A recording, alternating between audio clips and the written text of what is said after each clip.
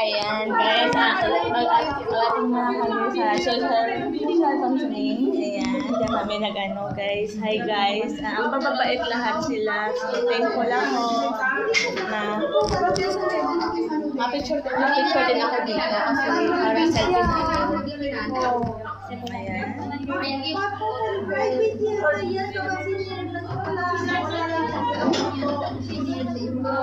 Lahat sila dito, mabubuhay mga kilalang kaibigan, kaya mas maganda mag-attend kayo sa mga ganito kahit first timer ka, explore mo lang dito sa OWA at Andy Coffee naman kung coffee lover ka, and sweet lang dito. Kahit hindi mo sila kakilala, pero feeling mo, mga matagal mo na sila kakilala. Ayun lang. Kahit paano nakaka-smell ka dito, makakakita ka